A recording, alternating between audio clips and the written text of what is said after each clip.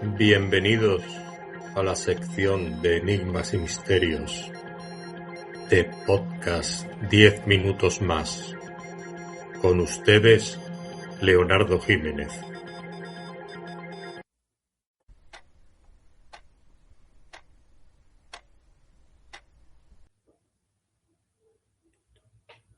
Hoy os traigo un misterio que espero que os cale hondo. Porque hoy no vengo a hablaros de fantasmas, ni tampoco vengo de hablaros de escritura automática, sino de algo mucho más mundano. Y es el tiempo. El tiempo pasa. El tiempo sigue transcurriendo. El tiempo no perdona. Y tampoco la literatura. La literatura no tiene reloj. Vivimos en una sociedad y una cultura obsesionada con la juventud. Obsesionada con que no le salgan canas. Obsesionada con no tener arrugas. Y si no publicas pronto, parece que llegues tarde. Si no destacas antes de cierta edad, parece que el tren pase. Sin embargo, la historia nos muestra otra cosa bien diferente. Nos habla de Miguel de Cervantes, un soldado que fue prisionero en Argel, también recaudador de impuestos, y un hombre de fracasos económicos, que se quedó manco en la guerra, y que publicó la primera parte de Don Quijote de la Mancha en 1605, cuando se acercaba ya a los 60 años de edad.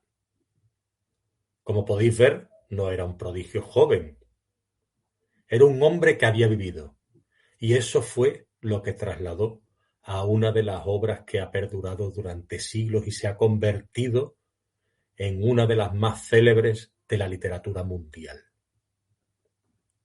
Más tarde, en 1867, nació Laura Ingalls Wilder, una maestra de pueblo, una mujer que se crió en el campo, en una granja, madre, y que a los 65 años publicó La Casa del Bosque.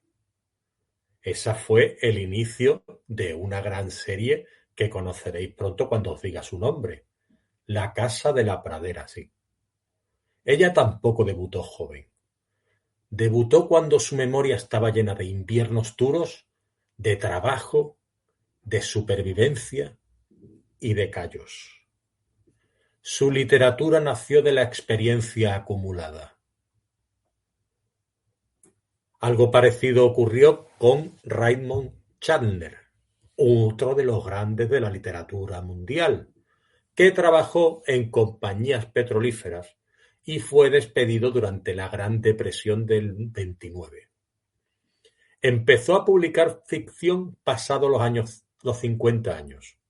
Su primera novela, El sueño eterno, apareció cuando él ya había cumplido los 51. Y el detective Philip Marlowe, obra suya, nació de su madurez, no de la prisa. Su estilo seco y elegante fue quien le dio la experiencia para poder triunfar. Años más tarde, en 1910, nació Harriet Doer, quien abandonó la universidad para casarse. Décadas dedicadas a su familia. A los 67 años volvió a estudiar, cuando ya casi era una anciana. Y a los 74 publicó Piedras para Ibarra, que le dio el National Book Award. 74 años, me habéis escuchado bien. No fue un impulso tardío ni improvisado. Fue obra de la constancia silenciosa de una mujer trabajadora que jamás se rindió. En 1922 nace otro de los grandes de la literatura mundial, José Saramago, premio Nobel, pero se le fue concedido cuando tenía 76 años. El verdadero impacto le llegó a su carrera en la madurez, especialmente con dos obras, Memorial del convento y sobre todo más tarde con Ensayo sobre la ceguera. Saramago tampoco fue un fenómeno precoz. Fue un escritor que necesitó tiempo para ser leído en su dimensión, en la que le correspondía. Aquí se ve que algunas voces no llegan tarde, simplemente esperan a que el mundo esté preparado para escucharlas. Otro ejemplo es Pierre Lemaitre, el gran escritor francés que escribió Irene, una obra que le llegó casi a los 60 años su reconocimiento y ganó el premio Goncourt. No fue un debut juvenil tampoco, fue la culminación de un oficio trabajado durante décadas. Otro ejemplo es Stieg Larsson. Escribió la trilogía Millennium en la madurez. Sin embargo, murió antes de verla publicada. Antes de ver publicada, sobre todo, Los hombres que no amaban a las mujeres. El fenómeno mundial llegó después. Aquí la lección es la más inquietante. El reconocimiento no siempre coincide con la vida.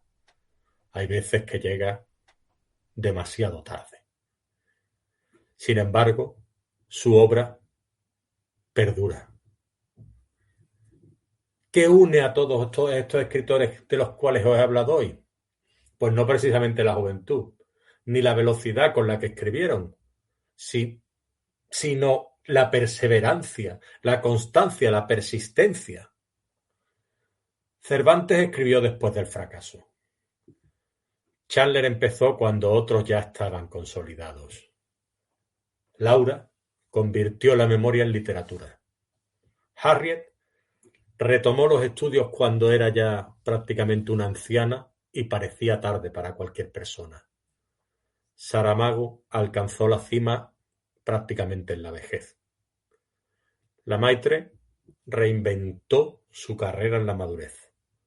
Y Larsson escribió sin saber que cambiaría el mercado editorial para siempre.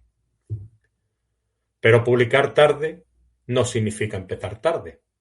Significa que el proceso ha sido largo. Y aquí aparece el verdadero riesgo para quien escribe hoy. Que el proceso sea tan largo que lo que produzca sea la desesperación o la procrastinación. Y desesperar precisamente no es lo que nos llevará al reconocimiento. Pero el tiempo no escribe libros, eso ya lo sabéis. La disciplina es lo que escribe los libros. La pregunta no es si el éxito llegará temprano o tarde, sino en qué medida disfrutaremos del camino. Dentro de 20 años, cuando miréis atrás, os preguntaréis, ¿qué versión de mí me quiero encontrar? ¿La que dejó de escribir porque pensó que ya no era su momento?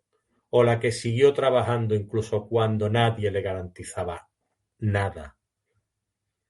La literatura, os repito, no tiene reloj. El único seguro es abandonar antes de terminar tu obra. Porque el verdadero misterio no es cuándo se tiene éxito. El verdadero misterio tampoco está en si llegará la fama cuando muramos, sino en seguir trabajando, no desesperar, no postergar y seguir escribiendo. ¿Y vosotros? ¿Pensáis dejarlo o seguiréis escribiendo?